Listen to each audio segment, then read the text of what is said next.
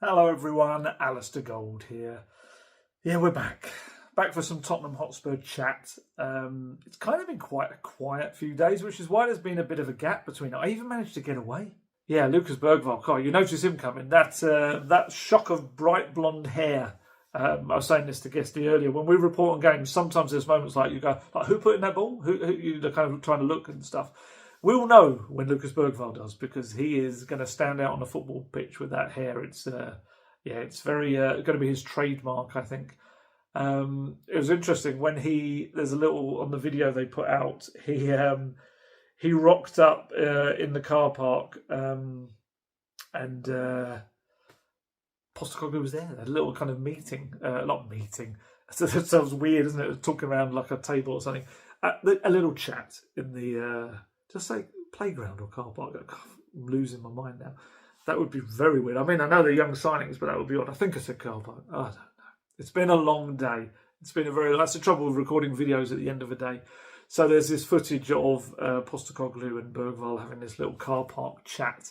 I would imagine that either Postecoglou was arriving at the same time or he was heading across that car park to somewhere. I would imagine he wasn't waiting in the bushes ready to pounce, as if to go, I see you, to Bergvall when he rocked up. But yeah, poor old Bergvall's got his second pre-season in a matter of months. He told me that out in May, because the Swedish season started in, where was it? I've got it written down here somewhere. April.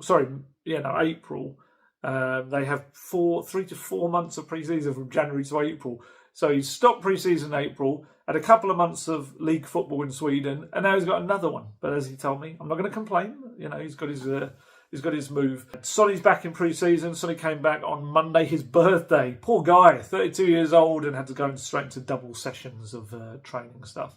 The reason he was back a little bit later was because South Korea had matches that stretched a little bit later than the other games that the non-tournament players were at. I think they were up to June the 11th, their game against China.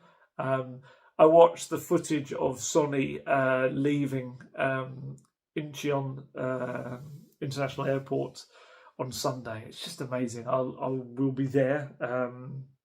Later this month? I will certainly not be getting any kind of reception. Sonny's was amazing. I just find it brilliant that the respect that the Korean people have for Sonny, because it's just not something we really do in this country. We have a cult of celebrity. We build people up, and I guess we kind of knock them down. That's the way we are. And look, media are part of that as well. Absolutely not excusing ourselves from that at all.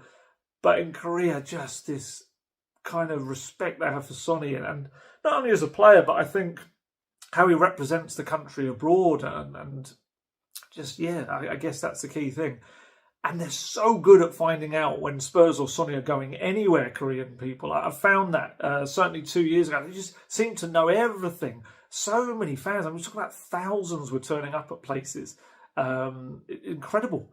Great detective work by many Korean people involved. Whereas other countries I've gone to on pre-season tours and stuff, and people are kind of desperately trying to search for that. I don't know how people find out in Korea, but fair play. But yeah, so Sonny left on Sunday, and there was a big old crowd to say goodbye to him. They were giving him birthday cards. Someone had made a cake he blew out the candles of.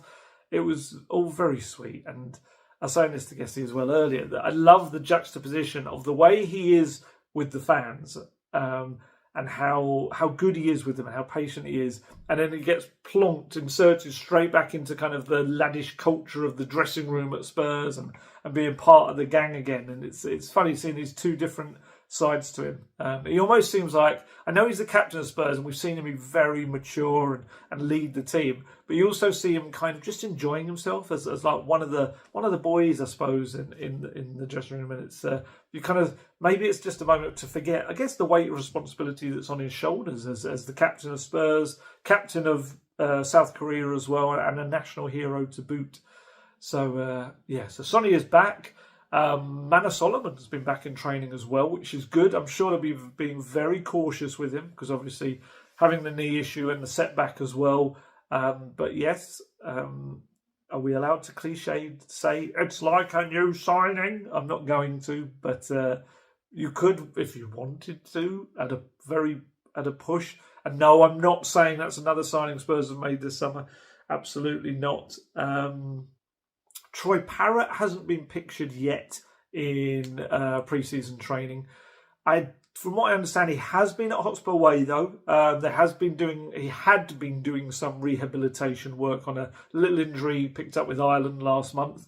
I kind of get the impression that that's now sorted. So whether we'll now see him in photos or not, they don't always show everyone in photos. Sometimes, you might wonder, is a coach involved or anything? Like, I think I've only seen one of the new coaches, Sergio Raimondo, so far, because I don't think I've seen anything of Nick Montgomery. That's not to say he's not there. From what I understand, he was going on Friday to start and everything.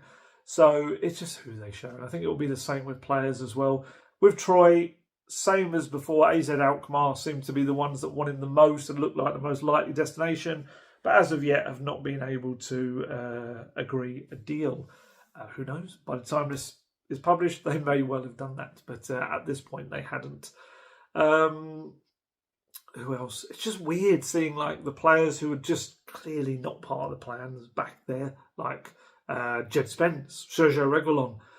Sergio Reguilon, I just kind of always remember him as the young, fresh-faced guy that came in from Real Madrid in 24 years ago. He was like one of the young little joker of the group, and now he looks so much older. He looks more mature. He's kind of got the same look in essence, but he is a guy that is, I was going to say, be around the block. That sounds very disparaging. But he's been around the game now. Just in the last 2 years alone, he's played for Atletico Madrid, Manchester United, Brentford, as well as Spurs. So yeah, he's probably got a bit more world weariness to him. But yeah, him and Jed, look, we think that it seems very unlikely that they're going to be part of Postecoglou's plans. I'm sure people would love it in certain respects, but yeah, he's kind of looked at them before. He knows what they're all about. You never know, I suppose. They could have the most amazing pre-season that just convinces him otherwise, but you would sense that their future lies elsewhere. With Jed, Genoa want him back again, but haven't been able to agree a deal. Spurs' valuation is kind of more than they're looking to spend. With Sergio Reguilon, I thought there'd be loads of interest, but there hasn't been too many links yet for him. It could be to do with, I think he's on quite decent wages at Spurs, and it depends what Spurs are valuing him at.